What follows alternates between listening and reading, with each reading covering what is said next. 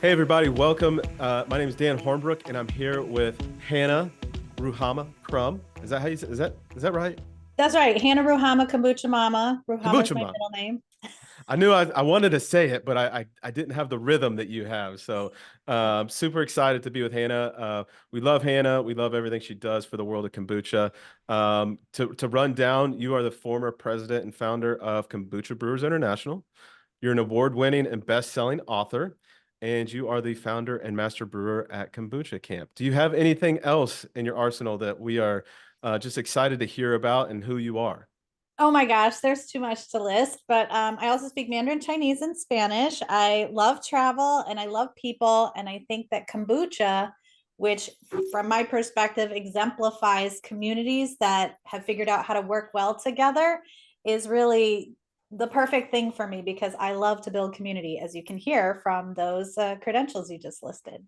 Yes, you do build good communities, and we're excited about the kombucha community. This is being recorded on the 16th, but we're doing this for a great day that's coming up, which is February 21st, and that is World Kombucha Day, right? Correct. Yes. So World Kombucha Day was the brainchild of my husband and business partner, Alex Ligori. We co-founded KBI together. We co-wrote the book, the big book of kombucha. We've been business partners for many, many years. And he had this idea. What if we created a holiday to commemorate the historic origins of kombucha? And in thinking about what date that could be, we settled on 221 BC, which is the sort of mythological origin date of when kombucha may have come into being. At that time, the Qin Shi Huangdi, this was the emperor who united China, Qin China. The Chinese are famous for their love of tea, their cultivation of tea, as well as their pursuit of longevity elixirs. And so we imagine in his imperial court, he tasked his alchemists to come up with something amazing, and they came up with kombucha. And the world has loved kombucha ever since for these last 2000 plus years. Yeah, so it's such a long history, right? And for the most part, it's coming to the forefront over the past, would you say 5 to 10 years? It's really came to the forefront and then more commercialization of it. Absolutely. I mean, I think we were starting to see a really good tear in 2010. And then we had what we call the crisis, which is when Whole Foods detected that there was more alcohol level, a higher alcohol content in commercial kombuchas than is permissible in the United States. Now, I'll clarify this wasn't any sort of official recall. And in fact, all fermented foods and drinks do contain trace amounts of alcohol that are not necessarily intoxicating. Yet we all recall that we even outlawed the consumption of all alcohol in this country due to the Christian temperance movement and many other factors. And so our laws tend to be a bit stricter than our cultural counterparts. So, for example, Canada is 1.1%, Mexico's 2%, Europe is 1.2%. So, again, this sort of created this crisis created the need for us to gather together, and that's where the seed of KBI was planted. Now, it didn't come to fruition until 2014, but I really think that we were really starting to see investor money. We were starting to see people really understand that this was a product that had a life. And so, of course, we've had our growing pains since then. And I think that kombucha, people will say, oh, kombucha is just a fad. But the reality is, as we learn more and more about the gut microbiome and how vital that is, not only to our health physically, but to our mental health, I think we're going to understand that fermented foods is this amazing frontier that our ancestors understood and cultivated. Totally. And thankfully, we're able to revive. Totally. So let's talk about that. I pulled this stat in preparation for today. The the the global kombucha market is expected to grow at a compound annual rate of 15.6% from 2022 to 2030. Um, that's a huge growth number, and it's obviously exciting for the kombucha industry. But talk to me a little bit about like why is that all of a sudden and coming up and spiking, and the growth chart is just is a groovy slide going up right now. So yeah, talk a little bit about that.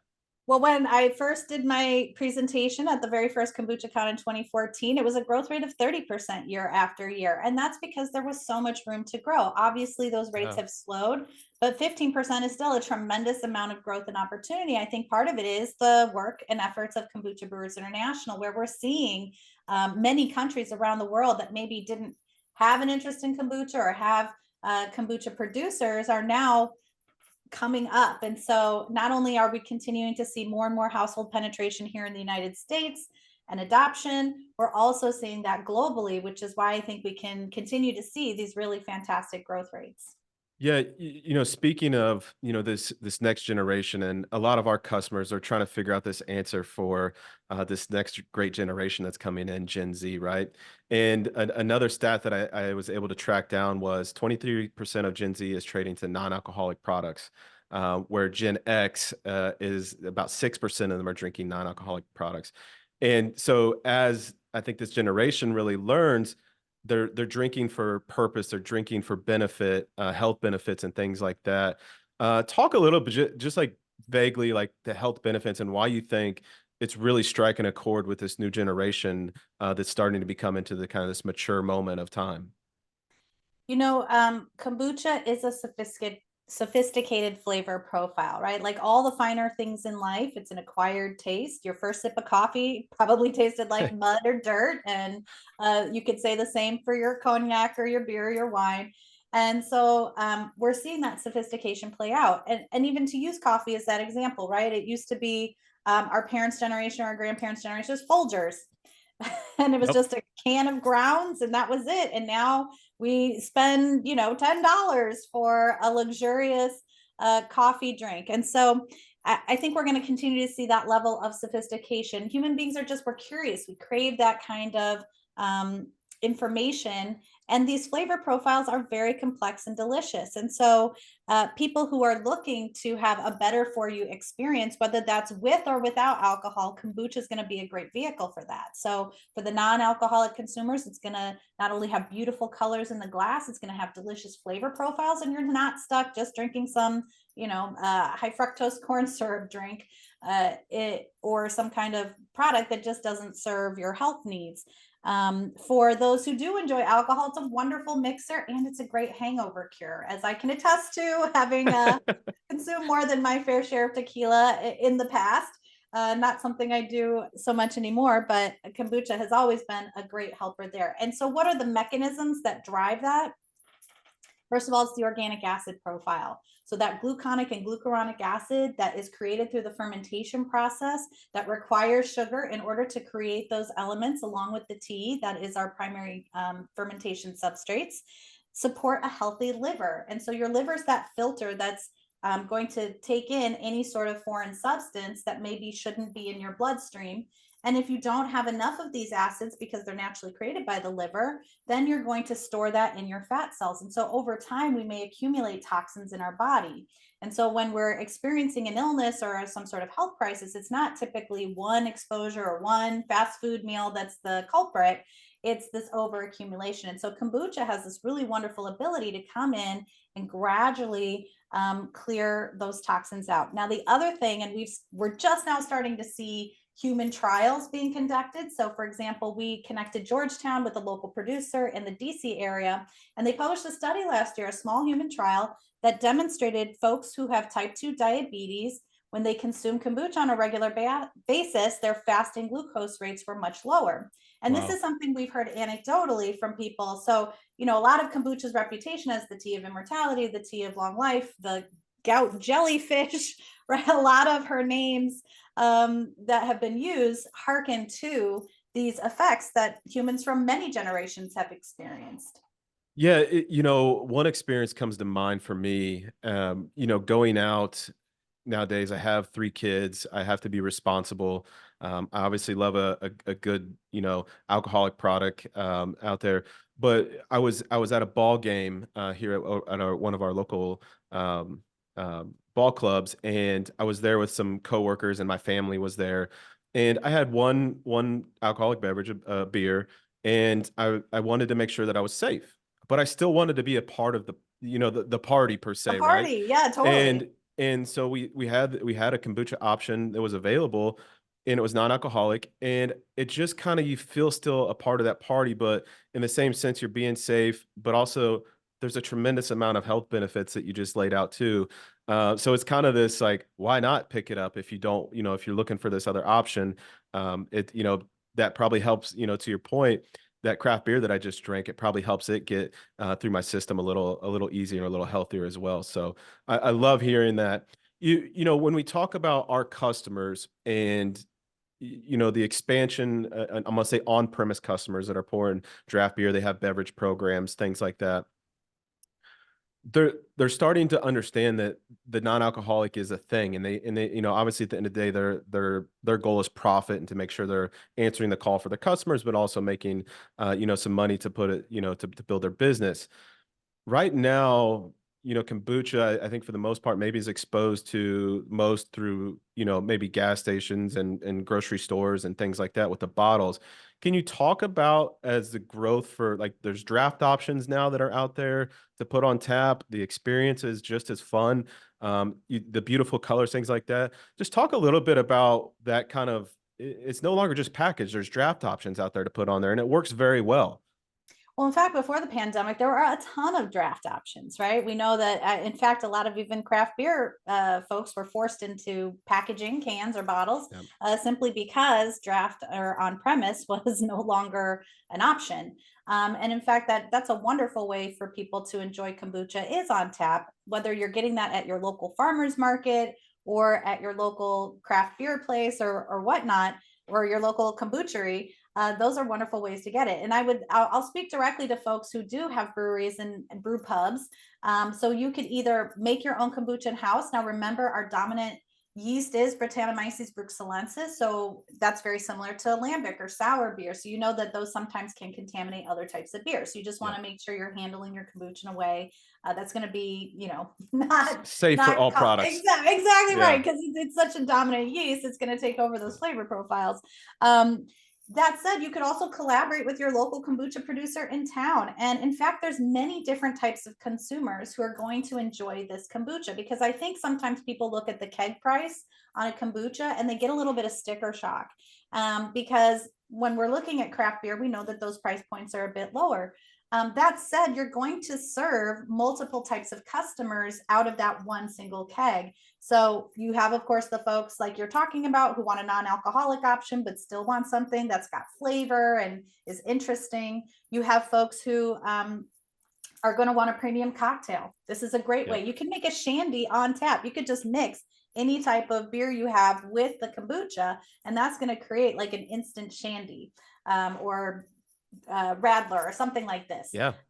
And so you're going to be able to charge a premium for those types of, kombucha cocktails, or however you want to frame that. And then, of course, you have the folks who want a hard kombucha. And so you can either spike that with alcohol, you can spike it with cider. There's lots of different ways that you can do that. But you're going to get the designated drivers, you're going to get the pregnant moms, you're going to get, right, all these other types, their children, all these other types of consumers who are now able to enjoy this product. The consumer feels great that they have a choice that goes beyond soda and juice, and isn't full of all kinds of icky chemicals and weird colorings. Totally. I did see today a stat as I was, again, researching. Gen Z, they're trading value products for value in their products, and that's the better for yous and the things like that. So I think, speaking to, owner operators that are thinking about bringing in kombucha, think about that sentence alone. People are willing to spend that extra money when you talk about prices of kegs and kombucha products. They're willing to pay more for value that's going to come to them. And when I say value, health benefits and, still being a part of the party and things like that. So that's a great Well, let me point. just build on that really quickly, because Yeah, it harkens back to the example you just shared, which is your people can party longer, true. right? If you have two or three and that's too much for someone, spell in the kombucha, right? It's more enjoyable than the glass of water between every beer, right? Yep. You're going to get a better price point on it, and it is going to allow them to enjoy it longer. Honestly, like what I love about kombucha cocktails, I can knock a couple back and then be sober enough to drive home.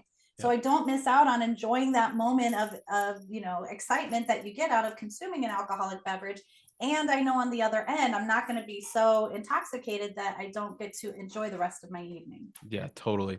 So let's say you're speaking to a on-premise establishment, and they say, okay, I'm sold. I want to bring in a kombucha. What is the first thing that they should look for? Let's say they're not making their own. Do they go with a certain flavor profile? Do they reach out? Like, where would they go to find their local kombuchery and things like that? Where do they start, fishing to figure this thing out to bring it in, bring kombucha into their on-premise establishment? Well, I think a great first step is my brewery DB. What I love about collaborating with you guys is we've been able to introduce a lot of kombucha producers into the database. And so that's Yeah. a perfect resource to go to first, is see who is already listed in the database and who's local.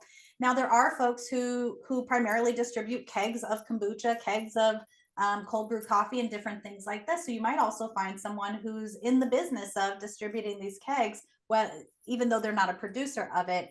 And then the farmers market, that's going to be the best place to find your local producer. Or it used to be, before Whole Foods was purchased by Amazon, they had a very aggressive local producer campaign. Now that has shifted in their business model as they've become a more centrally distributed grocery store. But that used to be a really great place to find a local brand, was at your Whole Foods. So another great place to find that could be your co-op. Co-ops tend to have those relationships with their local producers. And so that's another really great place you can find it. And of course, Kombucha Brewers International, we have a directory online under our members where you'll be able to find that. And that's kombuchabrewers.org. I love it. What to close out here, what do you see growth over the next couple years for kombucha and consumers interacting with that product? Yeah, well, I think so what we're seeing, what kombucha has inspired in this better for you movement, are products that are not fermented yet tout different types of benefits. And so we're seeing lower cost products such as these, inulin laden sodas, or sodas that all have the same probiotic pill that's in your chips, that's in your salt, right? And how much of that one single probiotic should we be consuming? And this is where I think kombucha's advantage is the fact that it is fermented. And so while some people who are price conscious might opt for those options, they aren't really going to derive the same type of benefit. And so I think while we've seen some competition from those types of products because they're lower cost, they're easier to produce, they're typically pasteurized, so they're very shelf stable. They don't have the same qualities as, right, a great craft beer is going to have, where we want to treat it with a little bit of kid gloves, and that way Yeah. we can get the best flavor enjoyment out of it. But I think as people start to understand the value proposition of kombucha, the fact that it is fermentation, that is going to help them make that choice easier, because those other products simply aren't going to be able to deliver in that way. But I, I yes. I love it. I love it. I guess my pitch is I love kombucha. We have it in our office here.